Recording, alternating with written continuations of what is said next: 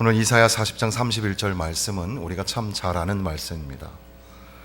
여호와 하나님을 바라보고 앙망하는 자, 그에게는 새 힘을 주신다고 말씀하십니다.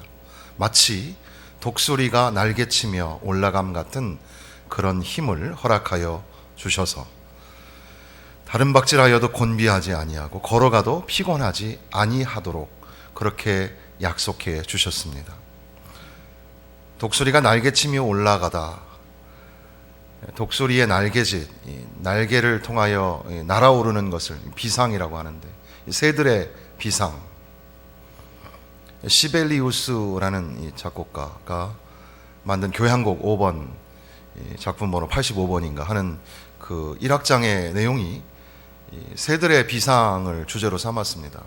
그가 아직 봄이 다 오지 않은 겨울에서 봄으로 넘어가는 숲속에서 백조 16마리가 한꺼번에 날아오르는 기이한 장면을 보고 너무 신기해서 그래서 곡을 짓게 되었는데, 그것을 이제 이 목관 호른이라는 악기에 담아서 연주를 하는 겁니다. 신비하고 참 그 당시에 이 핀란드가 러시아의 압제 속에, 협박 속에 굉장히 고통스러운, 국가적으로나 개인적으로 힘들고 어려웠던 때에 신비한 그런 체험 속에서 그 곡을 연주하게 되었던 겁니다. 우리나라에도 이제 철새 이동 시기가 되면 이 남쪽 지방에서는 그 많은 철새들이 수백 마리, 수천 마리가 한꺼번에 군무를 짓는 것을 볼 수가 있습니다. 그 장면을 여러분들이 보신 경험이 있으시다면 무슨 의미인지 알 겁니다. 너무나 신기하고 한편으로 소름이 돋을 정도로 엄청나게 아름다운 모습으로 새들이 날아오르는 것을 볼 수가 있습니다. 독수리가 날아오른다. 이것은 우리가 사람들이 직접 보기가 어려운 장면이죠. 그래서 이 고성능의 카메라를 가지고 또 오랜 시간 동안 계속해서 지켜보아야지만 볼 수 있는 장면이 독수리가 날아오르는 장면이 되겠습니다. 독수리는 가장 멀리 나는 새이고 가장 높이 오르는 새라고 하죠. 그래서 루펠 독수리, 그러니까 아프리카 흰머리 독수리가 세상에서 가장 높이 나르는 새라고 하기도 합니다. 독수리 1m, 2m 정도의 그 크기의 커다란 새가 하늘을 향하여 힘차게 날아오르다. 이것을 우리가 어떻게 상상할 수 있을까? 새들이 날아가는 방법이 여러 가지가 있는데 그 중에 하나는 이 날개를 치며입니다.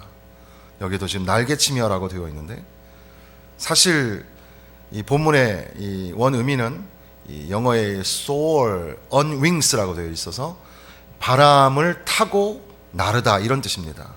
사실 날개 힘으로 나는 게 아니라 바람을 타고 독수리가 날았던 거죠. 일반적으로 새들은 날개짓을 하는데 벌새, 이 작은 벌새는 1초에 70번인가 날개짓을 한다고 합니다. 그러니까 엄청나게 빠른 날개짓을 하는 거죠. 그런데 그렇게 날아도 수천 킬로를 날아가기는 힘들 겁니다. 날개짓. 또 하나는 이 활강이라는 것.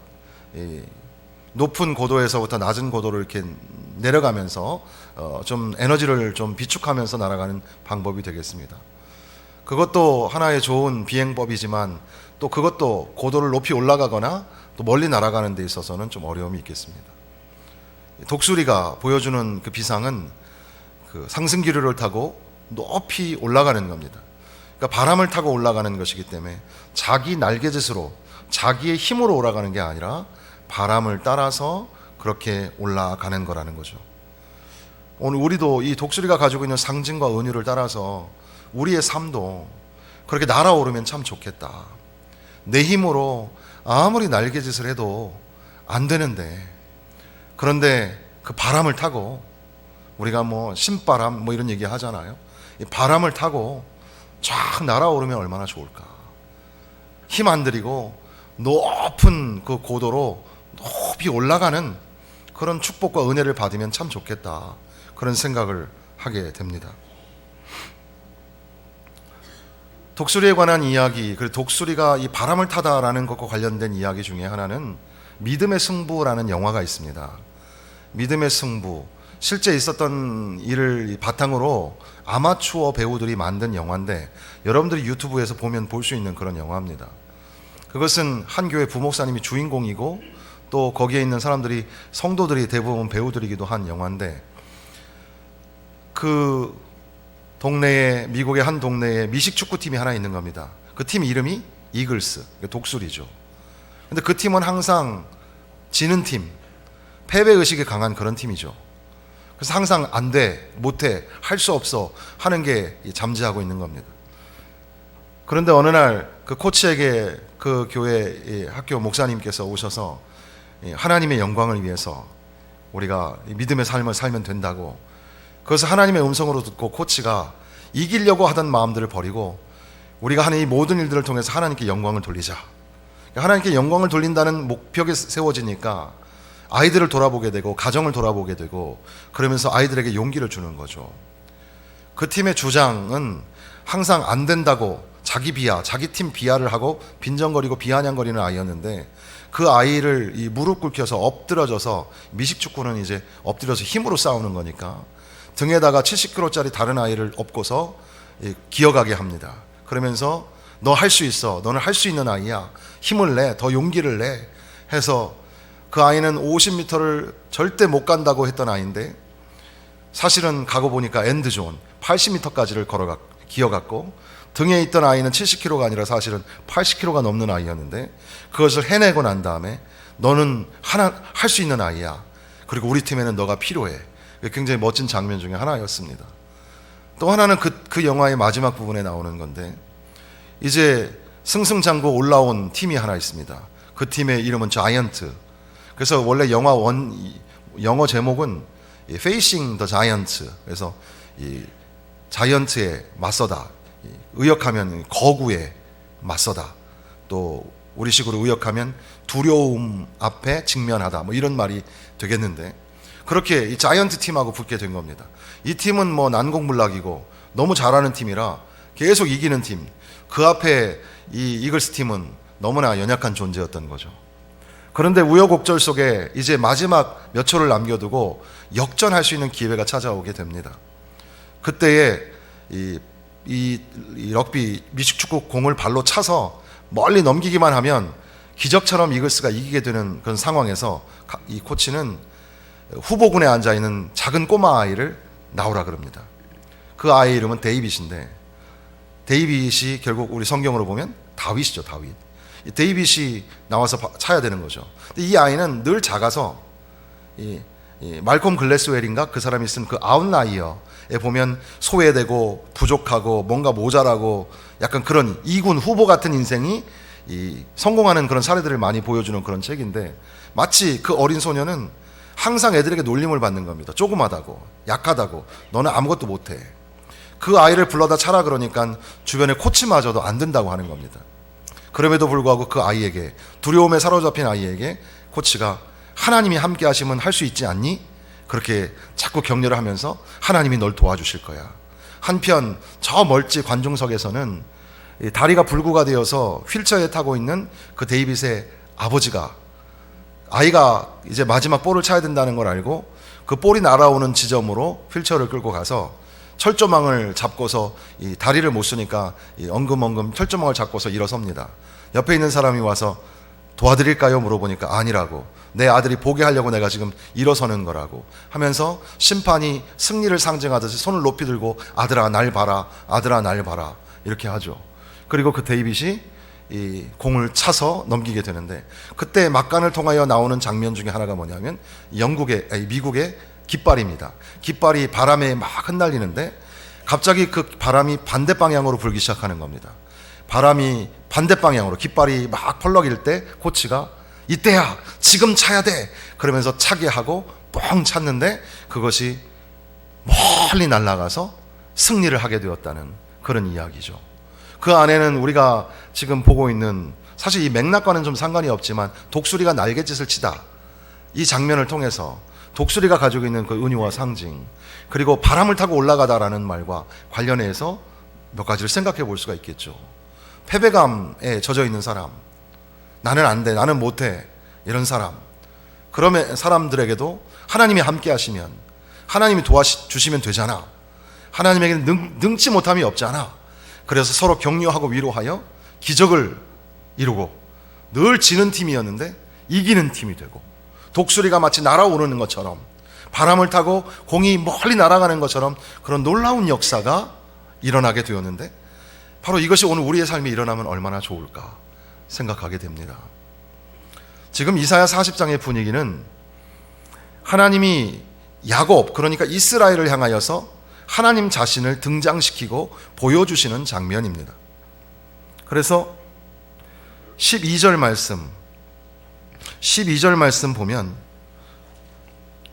누가 손바닥으로 바닷물을 헤아렸으며 뼘으로 하늘을 쟀으며 땅의 티끌을 되에 담아 보았으며 접시 저울로 산들을 막대 저울로 언덕들을 달아 보았느냐.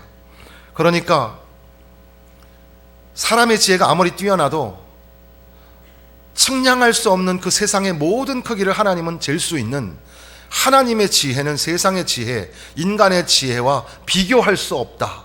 이것을 선언합니다. 우리 인간이 얼마나 영특합니까? AI 인공지능 시대, 로봇을 만들어내는 세대, 4차 산업혁명의 시대, 그 시대를 만들고 창조한 우리 인간 얼마나 대단합니까? 그것도 우리는 우리 뇌의 용량의 그 영양의 아주 작은 부분만 사용해서 이 정도를 만들어내고 있으니 만물의 영장인 이 사람이 얼마나 귀합니까? 얼마나 대단합니까? 아무리 로봇 시대라고 하여도 사실은 로봇 시대를 이끌어가는 인간이 참 중요하죠. 사람 중심, 인간 중심, 이게 세상의 모토 아닙니까? 그런데 그러한 세상의 지혜, 인간의 지혜와 하나님의 지혜하고는 상대가 안 된다는 겁니다. 너희들이 그 누가 손바닥으로 바닷물을 셀 수 있느냐? 뼘으로 하늘을 잴 수 있느냐? 땅의 티끌을, 산들을, 언덕들을 접시 저울에 달아서 잴 수 있겠느냐? 우리도 거리를 재고 공간을 재고 용량을 재죠. 계산법을 가지고 그렇게 잽니다. 그러나 하나님처럼 손바닥으로 잴 수 있을까요? 뼘으로 잴 수 있을까요? 불가능하죠. 하나님은 그렇게 지혜에 탁월하신 분이시다. 그 어느 누구도 상대가 안 된다. 그 하나님이 우리 하나님이고 그 하나님이 너의 하나님이라고 말씀하시는 겁니다. 두 번째는 18절에 보면, 그런즉 너희가 하나님을 누구와 같다 하겠으며 무슨 형상을 그에게 비기겠느냐. 세상에 많은 우상이 있습니다. 그런 우상들과 하나님하고는 비교할 수 없다는 겁니다. 우상은 장인이 부어 만들었고 장색이 금으로 입혔고 또 은사슬을 만든 것이니라.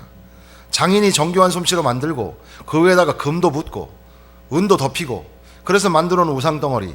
또 궁핍한 자는 20절에 거제를 드릴 때 썩지 아니하는 나무를 택하고 지혜로운 장인을 구하여 우상을 만들어 흔들리지 아니하도록 세우느니라. 나무로 만들고 그런 우상들이 있는데 그런 우상들하고 하나님하고 비교 대상이 안 된다는 거죠. 너희가 하나님을 누구와 같다 하겠으며 무슨 형상을 그에게 비기겠느냐. 하나님하고 우상하고는 비교 대상이 될 수 없다는 거죠. 우리도 토템 신앙을 가지고 있죠. 그래서 우리도 고대로 올라가 보면은 나무를 섬기고 돌을 섬기고 해와 달을 섬겼습니다. 이 당시의 문화에도 역시 이 우상 형상을 만들어 놓고 금을 입히고 은을 입히고 생명이 없고 영혼이 없는 그 나무에다가 절을 하면서 우상이 내 인생을 평탄하게 해주고 형통하게 해줄 줄 아는 그런 우상이 있었습니다. 오늘 현대인들은 어떨까요? 우리가 뭐 나무에 가가지고 절을 하거나, 지금도 물론 시골에 가면 또 산속에 들어가면 그런 사람들이 있긴 있지만 보편적으로 보면 우리는 그런 우상을 섬기지는 않죠. 그럼에도 불구하고 별반 다를 게 없는 것은 오늘 우리들도 하나님이 아닌 다른 신을, 다른 우상을 섬기며 살아가고 있는 것은 아닐까. 사람이 우상이 됩니다. 사람을 너무 높이고 사람을 너무 많이 신뢰하고 우리 자식들이 우상이 됩니다. 무조건 용서하고 무조건 품었던 그 자식이 바른 사람으로 자라나지 못하는 경우가 얼마나 많습니까? 우리가 가지고 있는 물질이 돈이면 다 된다고, 돈을 벌기 위해서는 인정사정 볼 것 없고 정의도 윤리도 없다고, 정의가 사라진 시대, 초등학교 때나 중학교 때 이미 다 띄고 들어와야 할 윤리 도덕이 지금 어른 세대에 없기 때문에 다시금 어른 세대를 향하여 정의란 무엇인가 이런 걸 가르쳐야 되는 시대가 바로 이 시대이죠. 돈 때문에 윤리도 양심도 팔아버리는 이 세상, 그것이 우리의 우상이죠. 우리가 가지고 있는 권자, 권력. 제가 어떤 목사님에게 물어봤어요. 왜 그렇게 그 높은 총회장이나 이런 자리에 올라가려고 다 아둥바둥 하냐고. 거기 들어가면 뭐 돈을 많이 받나요, 어디서? 물어보니까 그런 거 아닌데 명예라는 거예요. 그 권력이라는 거예요. 참 희한하다. 사람은 그런 권력의 맛을 보면 이 빠져나오지를 못하는 것 같아요. 정치인들하고 있으면 저도 이제 이 성북구 경목회, 그러면 이제 여기 지역에 있는 목사님들을 다 같이 만나고 새벽에 경찰서장하고 만나서 밥도 먹고 사우나는 안 하고, 하여튼 뭐 조금 높은 사람 만났다고 괜히 내가 무슨 높은 사람 된 것처럼 착각하는 거죠. 그 작은 권력, 구청장 대단하거든요. 대단히 높은 사람이에요. 우리가 혹시 그런 우상에 빠져 있는 건 아닐까? 사람에게, 물질에게, 권력에게 빠져서 그것이 하나님의 자리에 앉아 있는 것은 아닐까? 그런데 하나님 말씀하시기를 금은으로 나무로 만든 그 우상의 형상하고 누가 나하고 비교할 수 있겠느냐? 비교 상대가 안 된다. 나는 참 하나님이고 참 신이다. 바로 그분이 우리 하나님이시고 그분이 여러분의 하나님이신 줄 믿습니다. 그러면서 하나님은 천지 만물을 창조하신 분. 그래서 26절 우리 같이 한번 읽어보겠습니다. 너희는 눈을 높이 들어 누가 이 모든 것을 창조하였나 보라. 주께서는 수요대로 만상을 이끌어내시고 그들의 모든 이름을 부르시나니 그의 권세가 크고 그의 능력이 강함으로 하나도 빠짐이 없느니라. 하나님은 온 우주 만물을 창조하신 분. 하나님은 창조자이시다. 하나님은 저와 여러분을 지으셨고 온 세상 만물을 지으신 분입니다. 그 하나님이 우리 하나님, 그 하나님이 여러분의 하나님이라고 이제 선언하시는 겁니다. 우리도 창조자의 기질이 있죠. 우리도 어렸을 때 찰흙으로 뭔가 모양을 만들어내기도 하잖아요. 그런 창조성이 개발이 돼서 때로는 우리가 그림을 그립니다. 또 음악을 만들어냅니다. 뭔가 새로운 그런 창조적인 활동을 합니다. 그것은 아마도 창조자이신 하나님, 그 하나님의 형상을 우리가 닮아서 우리에게도 그런 어떤 창조적인 그런 재능이 있는 것은 아닐까. 그래서 뭐 종교적인 신앙적인 책은 아니지만 제임스 카메론인가 그 아티스트 웨이라는 책이 있습니다. 그 하버드가 아니라 그 미국에 있는 이 음악 학교에서, 명문 음악 학교에서 교재로 쓰기도 한다고 하는데, 그 책의 내용에 보면 사람이 탈진하는 이유가 일이 너무 많아서가 아니라 오히려 창조성을 결여했을 때, 창조성을 잃어버렸을 때 사람은 탈진하게 된다. 뭔가 새로운 걸 만들어내는 그 재미가 있고 신이 날 때 그때는 괜찮은데 그런 창조성을 상실했을 때는 탈진하게 된다. 어떤 면에서는 하나님의 형상을 닮은 우리 인간이 창조자이신 하나님의 그 선하신 능력을 따라 우리에게도 그런 창조적인 재능이 있어서 밤을 지새우면서 글을 쓰고 그림을 그리고 음악을 만들어내도 지치지 아니하는 것, 바로 그것이 창조적인 재능이 아닐까. 그러나 우리가 가지고 있는 이런 창조성과 하나님의 창조주이신 하나님의 성품과는 비교가 안 되는 거죠. 하나님은 온 우주 만물을 만드셨고 하나님은 우리를 지으셨습니다.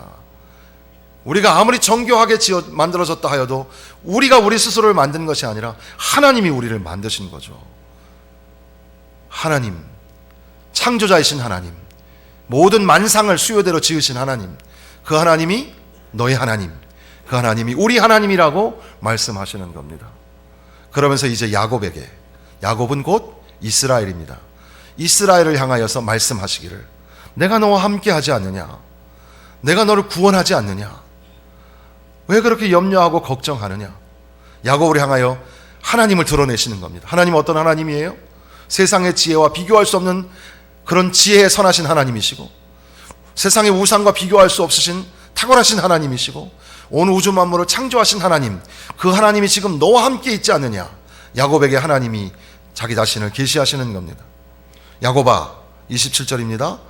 어찌하여 네가 말하며 이스라엘아 네가 이르기를 내 길은 여호와께 숨겨졌으며 내 송사는 내 하나님에게서 벗어난다 하느냐. 여기 말하는 내 길은 히브리어로 말하면 다르키라는 말이, 내 사정이란 말이고, 여기서 말하는 내 송사는 미시파티라는 말로 나의 원통한 것이란 말이에요. 그러니까 조금 우리식으로 이해하면 하나님에게 야곱이 말하기를 하나님은 내 사정을 모르시는 것 같아. 하나님은 내가 얼마나 원통한지를 모르는 것 같아. 하나님 내 사정 모르시죠? 그러니까 하나님의 눈에서 숨겨져 있고, 하나님 내 송사를 모르시죠? 내가 얼마나 원통한지 모르시죠? 하나님의 손에서 벗어난 것 같아요. 하나님이 계시지 않는 것 같아요. 하나님이 도와주시지를 않는 거예요. 하나님이 나를 도와주시지 않으니 하나님이 계시지 않는 거 아닙니까? 그래서 무신론에 어떻게 보면은 그것이 역사적으로 계속 있었음에도 불구하고 니체가 고트 이스 도트, 신은 죽었다 이런 말을 하는데, 그것은 그 시대에 정의도 무너지고 사회가 너무나 혼탁한 시대 속에서 이 정도면 하나님이 하늘에서 내려오셔서 주먹으로 이 불의한 세상을 타파해야 되는데 그런 하나님이 안 계신 거예요. 그런 하나님은 없다. 차라리 하나님을 믿으려면 내 주먹을 믿어라. 아니, 내 안에 있는 초우주, 내가 바로 하나님이다, 이런 생각을 심기 시작한 겁니다. 이것이 근대 혁명사였고 유럽이 가지고 있었던 기독교의 문명을 완전히 무너뜨리는 출발점이 되기도 했던 거죠. 유대인들이 아우슈비츠에서 그렇게 잔인하게 대학살을 당할 때 유대인들의 입술에서 내깔렸던 문장이 뭐냐 하면 Where is God? 하나님 어디 계시지? 우리가 이렇게 처참하게 죽어가는데, 눈이 뽑히고 이빨이 뽑히고 가스실에서 죽어가는데 하나님이 도와주시지 않는 겁니다. 하나님이 어디 계신 거지? 여기 말씀하는 야곱이, 이스라엘이 보니까 하나님 내 사정, 내 형편을 너무 모르시는 거예요. 하나님 내 원통한 거 좀 알아주셔야 되는데, 얼마나 내가 화가 나고 얼마나 원통한지 밤낮 울어도 성이 안 풀리는데 하나님 내 원통함을 알아주시지 않는 거예요. 이스라엘이라는 나라는 북쪽으로는 아수르, 그리고 그 뒤로는 이제 바사, 페르시아가 이제 침공하려고 준비 중에 있죠. 남쪽으로는 이집트, 애굽이라는 나라가 계속해서 이스라엘을 공격하는, 어떻게 보면 지형학적으로 우리나라도 참 비슷하죠. 우리나라, 중국과 러시아가 북쪽에서는 항상 진을 치고 있고, 이건 고대에서부터 계속 그랬던 일이죠. 그리고 남쪽에서는 일본이 강대국이죠. 더군다나 전 세계의 나라의 초강대국인 미국이 우리나라까지 그 먼 태평양을 건너서 우리나라를 통치하고 다스리려고 하죠. 사실 전 세계의 우방 국가들이 미국을 존중하고 미국을 따랐던 이유는 미국이 정의로움을 가지고 있었던 나라이기 때문에, 성경 위에 기초한 나라이기 때문에 그래서 따랐던 건데, 오늘날 과연 우리가 그 나라가 정의로운 나라인가 의문이 들 정도로 사실 우리에게 혼란이 많이 있습니다. 아무튼 간에 위아래로 동서남북으로 우리나라가 이 지형학적으로 많은 압제와 핍박을 받고 유린당하고 있는 것이 사실이죠. 이스라엘이 그랬던 겁니다. 그래서 늘 위에 눈치 보며 아래다가 조공을 받아야 되는 그런 형편. 그런데 하나님이 이 사정을 모르시는 것 같아요. 이 원통함을 모르는 것 같아요. 하나님께서 말씀하십니다. 너는 알지 못하였느냐, 듣지 못하였느냐. 영원하신 하나님 여호와 땅끝까지 창조하신 이는 피곤하지 않으시며 곤비하지 않으시며 명철이 한이 없으시며. 하나님은 피곤하신 분이 아니에요. 지치는 분이 아니에요. 지혜의 한계가 있는 분이 아니에요. 그 하나님을 지금 야곱에게 계시하고 있는 겁니다. 네가 어찌하여 하나님이 없다 하느냐?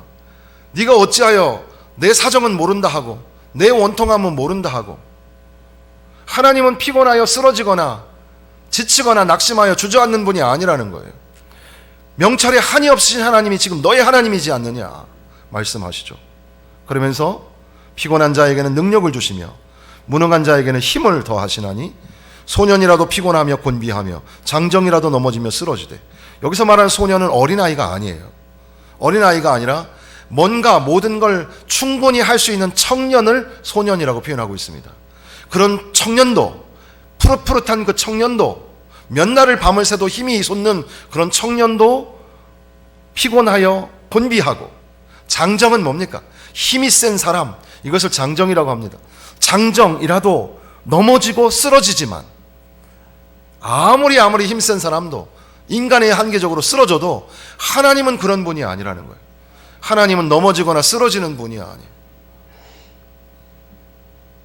우리가 우리의 인생살이 살아가면서 무거운 짐을 나홀로 지고 견디다 못해 쓰러질 때, 쓰러지고 넘어지는 인생, 특별히 야곱처럼 이스라엘처럼 하나님 내 사정을 모르시는 것 같아요. 하나님 내 원통함을 모르시는 것 같아요. 그럴 때 우리 안에 얼마나 많은 그런 고통이 찾아옵니까? 그래서 첫 번째 반응이 뭡니까? 하나님을 향하여 원망을 해요. 탄식을 해요. 불평을 하면서 하나님 어디 계신 거예요? 하나님 내 형편을 아시기는 해요? 두 번째는 어떻게 하죠? 낙심하죠. 포기하죠.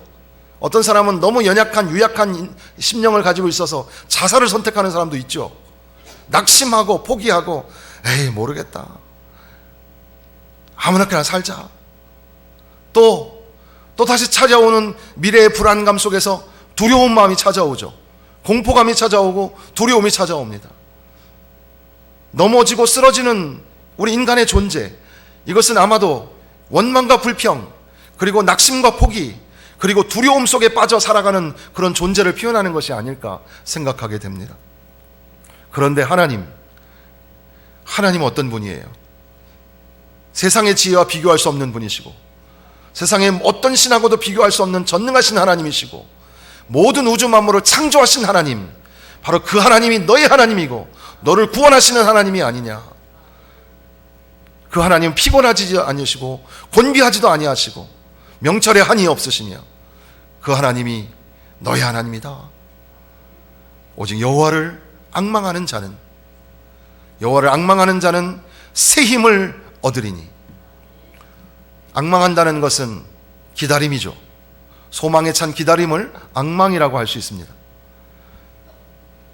여호와를 기다리는 겁니다. 오시리가 오시리니 지체하지 아니하시고 속히 오시리라. 우리에게는 그것이 더딜지라도 하나님의 시간 속에서는 더딘 것이 아니죠. 하나님은 정하신 시간에, 언약에 신실하신 하나님은 반드시 그 말씀하신 대로 이루어 주실 것입니다. 하나님이 우리를 도와주실 것입니다. 우리가 잘 아는 말씀 41장 10절에 보면 두려워 말라, 내가 너와 함께함이라. 놀라지 말라, 나는 너의 하나님이 됨이라. 내가 너를 굳세게 하리라. 참으로 너를 도와주리라. 참으로 나의 의로운 오른손으로 너를 붙들리라. 하나님의 약속하신 말씀은 변함이 없고 하나님이 우리와 함께하여 주시는 줄로 믿습니다. 바로 그 여호와 하나님을 앙망하는 자, 믿음으로 소망으로 기다리는 자, 그런 사람들에게는 새 힘을 주시나니, 할렐루야, 새 힘을 주시나니, 새 힘을 주셔서 다시 일어나게 하시는 겁니다. 원망하고 불평하던 인생은 다시 한번 자기 자신을 돌아보게 하시고 하나님을 신뢰할 만한 마음을 허락하여 주시고, 낙심하고 포기하고 주저앉아서 엉엉 울고 있는 인생에게는 다시 찾아오셔서 우리를 위로하시면서 일어나서 함께 가자, 다시 일으켜 주시는 하나님, 새 힘을 우리에게 주시는 하나님, 또한 두려움 중에 그 말할 수 없는 그런 공포감 속에서 무슨 일이 일어날까, 앞으로 어떻게 살까 걱정하고 염려하고 두려워하는 사람들에게 주께서 새 힘을 주셔서 두려움이 사라지게 하시고 근심과 걱정과 염려가 사라지게 하여 주시고 다시금 믿음의 경주, 신앙의 삶을 오롯이 살아갈 수 있도록 우리에게 힘을 주시는 줄로 믿습니다. 독수리가 마치 날개치며 올라감처럼 새가 자기의 힘으로 날아가는 게 아니죠. 바람을 타고 올라갑니다. 우리의 힘으로는 아둥바둥 살지만, 그러나 하나님이 우리에게 불어주시는 하나님의 바람으로 독수리가 날개치며 올라감같이 우리를 올라가게 하실 줄로 믿습니다. 올라가게 하시는 축복을 받으시기를 바랍니다.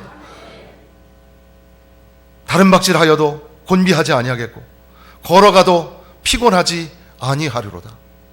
지치고 피곤한 인생, 여호와를 앙망하는 자는 독수리가 날개치며 올라감같이 그렇게 피곤하거나 곤비하지 아니하겠다고 약속해 주셨습니다.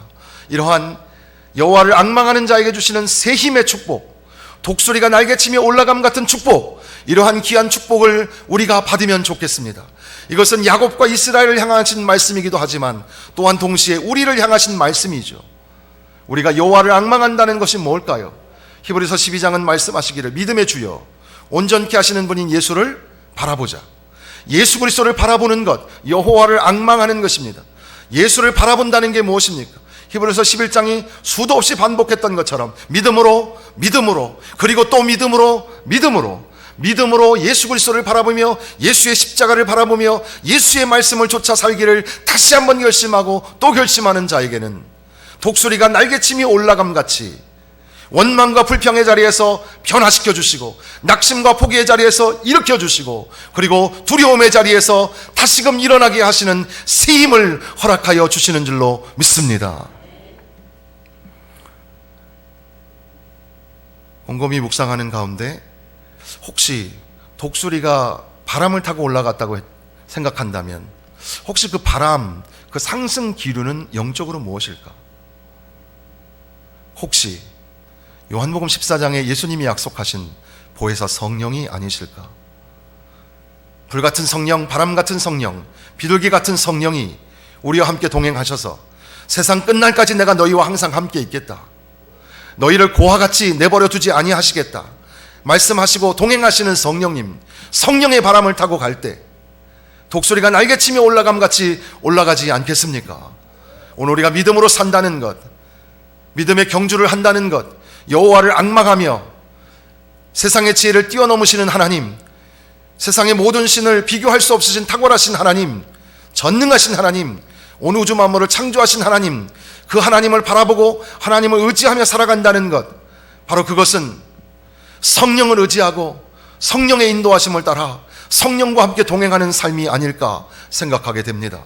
성령 충만하셔서 혹시 낙심하고 절망 중에 있다면 다시금 하나님이 부어주시는 새 힘을 받아서 독수리가 날아오르는 것처럼 그렇게 날아오르시는 축복, 곤비하여 넘어지거나 쓰러졌던 사람들이 다시 한번 의연히 일어나서 오롯이 일어나서 믿음의 경주를 감당하는 것처럼 그러한 축복들을 받으시기를 주님의 이름으로 축원합니다.